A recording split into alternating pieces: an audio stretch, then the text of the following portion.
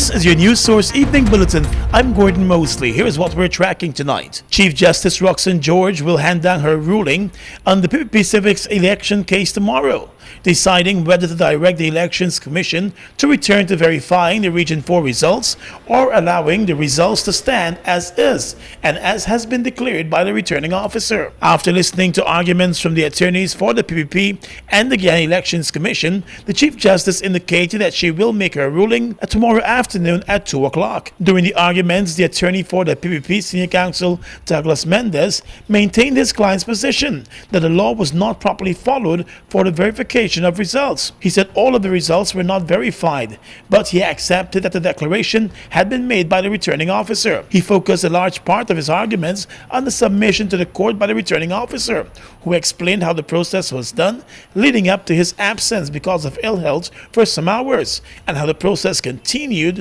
during the absence and when he returned. PP Civic candidate and attorney Anil Nandlal explained his party's position and arguments today. We had case law authorities to show that the returning officer is the one who is tasked with the responsibility by Parliament, and only him personally can discharge it.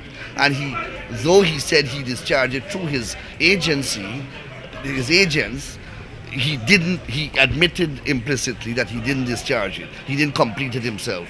And the affidavit of Bond and who was the other one? Bond and Myers and Nicola Trotman both accepted and admitted in their affidavit, either intentionally or unintentionally, that the process was not completed. That forced Boston to argue the issue of substantial non-compliance. GCOM's attorney Neil Boston, in his arguments before the court, said while there might not have been full compliance in relation to verification, there was substantial compliance, and the declaration could have been made after that. There was substantial, if there wasn't 100% compliance, there was substantial compliance. And the authority says if the provision is directory, then what happens? Substantial compliance will make it not invalid. And the substantial compliance, the Chief Justice seemed to mischaracterize in this thing. Substantial compliance does not have to do with the number of ballot boxes or the number of statement of poll that left to have been checked.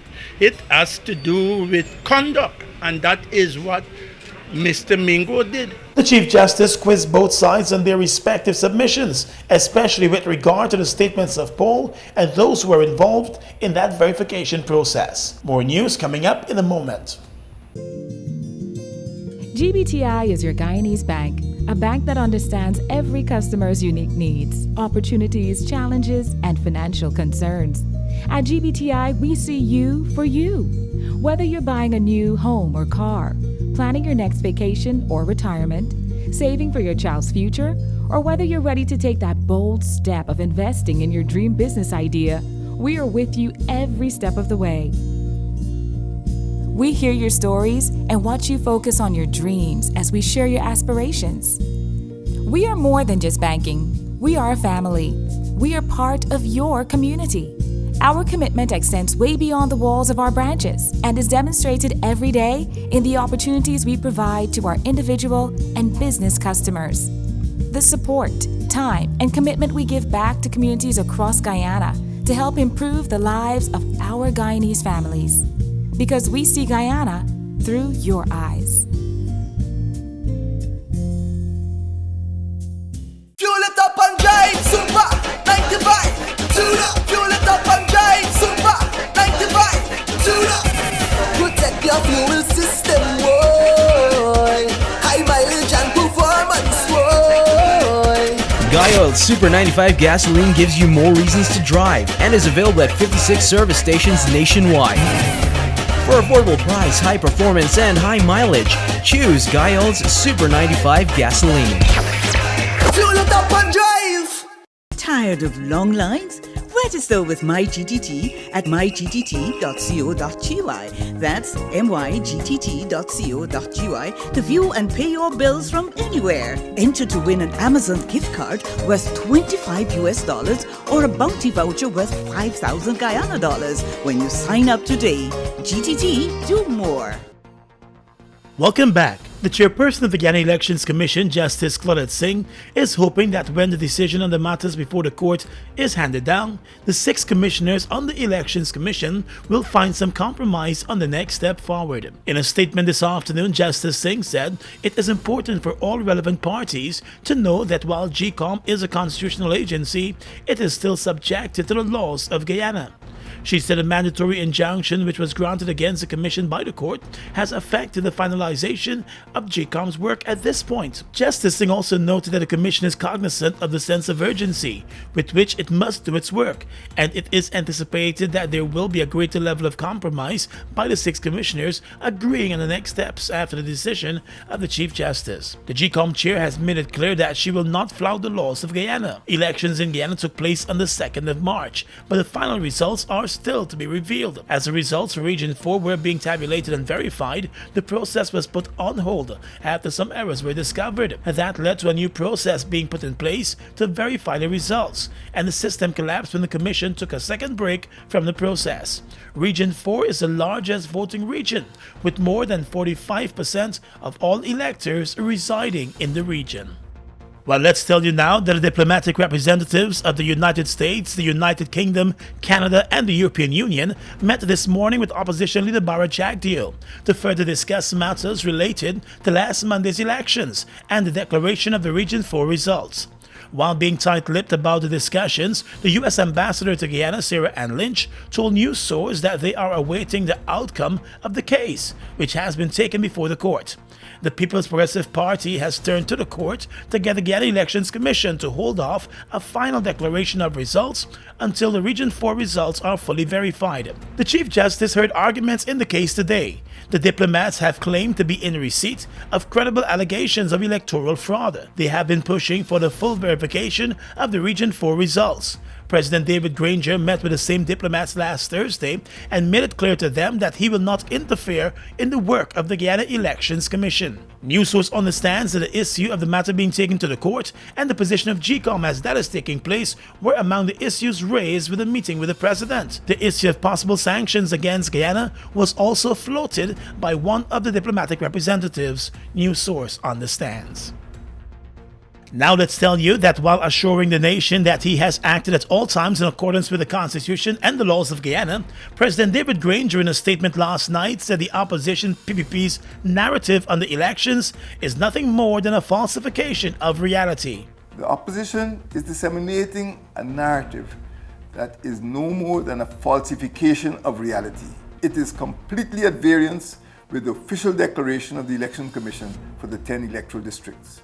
In his statement, President Granger reminded that the Guyana Elections Commission is an independent constitutional agency. GCOM is an independent constitutional agency over which I and the executive have no control.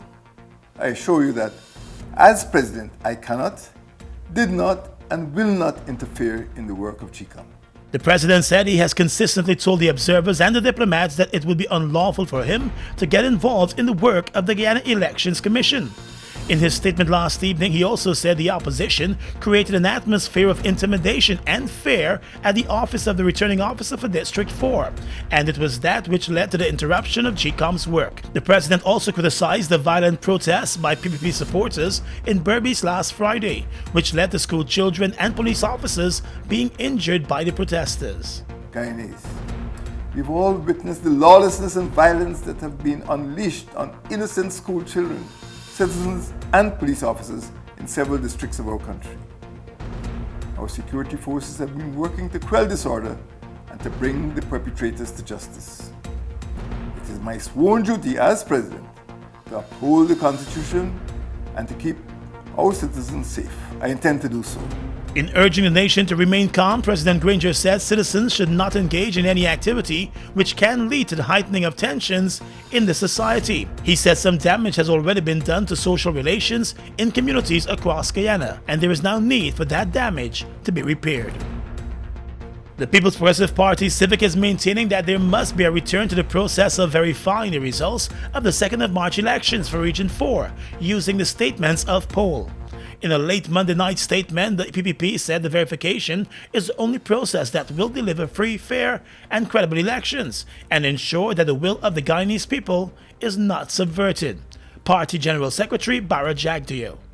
On the basis of the numbers that we published based on the statements of poll, the actual numbers, you will see that the growth in Region 4 for APNU AFC is consistent with the national growth and in some of the other regions, because they move from some 113,000 in 2015 to 116,000.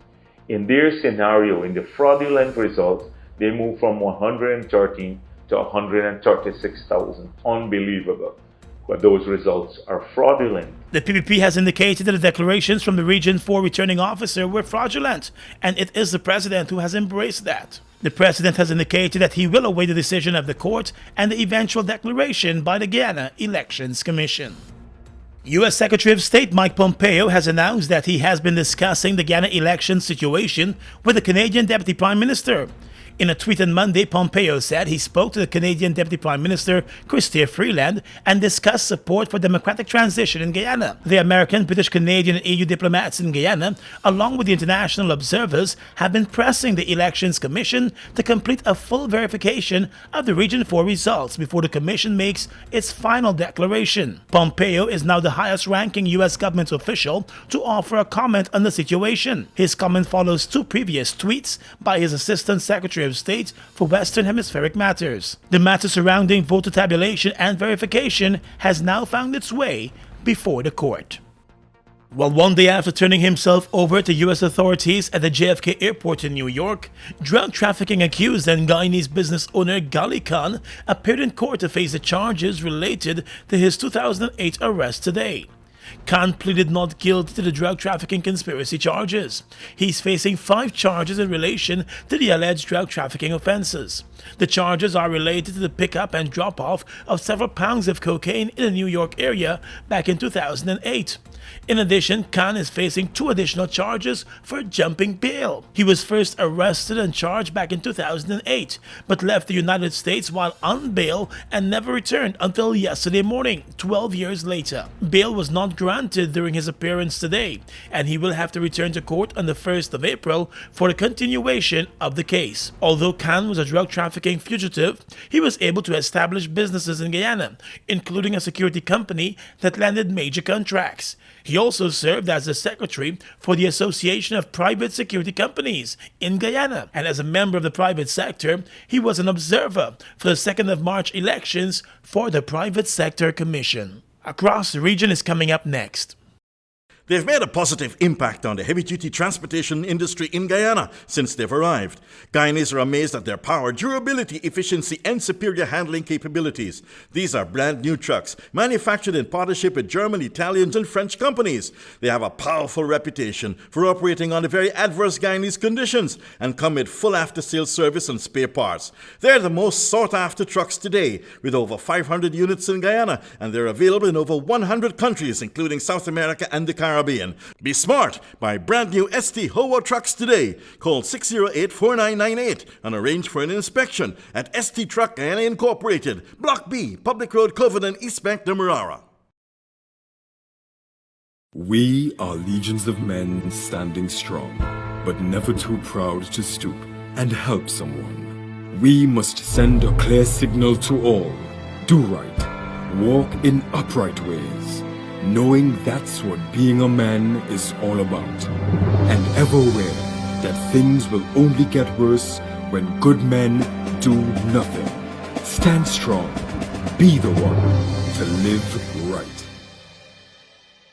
Falls, a trademark of China's Zhanghao Incorporated, located at Land of Cane in East Bank, Demerara, was incorporated in April of 2013, with over $10 billion Guyana dollars invested in a state-of-the-art 100,000-barrel fuel storage facility, a modern service station, an office complex, and a modern wharf that can berth international vessels.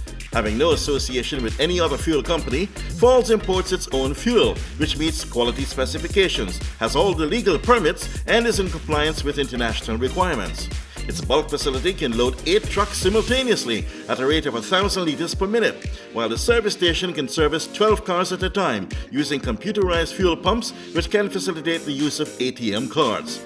Through its professional team of mostly Guyanese, Falls wholesales and retails fuels to the public, including farmers and miners, and will continue to positively contribute to Guyana by providing quality products, service, and attractive prices. Try Falls today for all your fuel needs.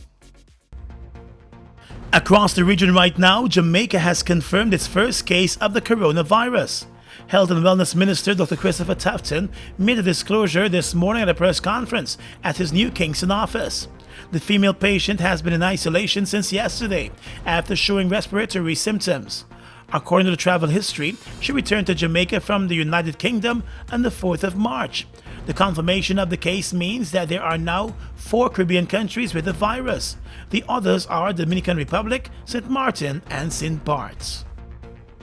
Millions of women in Mexico took part in a day-long strike to highlight rising levels of gender-based violence.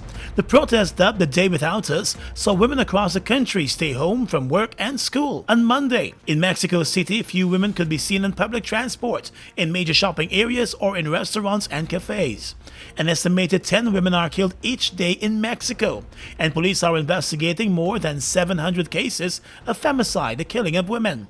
Many schools were closed as a result of the protest, and female students boycotted university lectures across Mexico. And finally tonight, international news. Thousands of flights have been cancelled worldwide as airlines struggle to cope with a slump in demand caused by the coronavirus outbreak. Ryanair will stop services to and from Italy from this coming Friday until the 8th of April, with British Airways scrapping its routes until the 4th of April as the country goes into lockdown. EasyJet has cancelled all of its flights to and from Italy between the 10th of March and the 3rd of April. It has said it will operate rescue flights in the coming days. Norwegian Air has also said it will cut about 3,000 flights in the next 3 months, about 15% of its capacity. It also plans to temporarily lay off a significant share of its workforce. Whilst the restrictions on travel to Italy and China have meant some services have stopped completely, there has also been a general fall in demand as holidaymakers put their plans on hold and firms instruct staff to limit travel overseas. And that's your News Source Evening Bulletin for tonight. I'm Gordon Mosley reporting.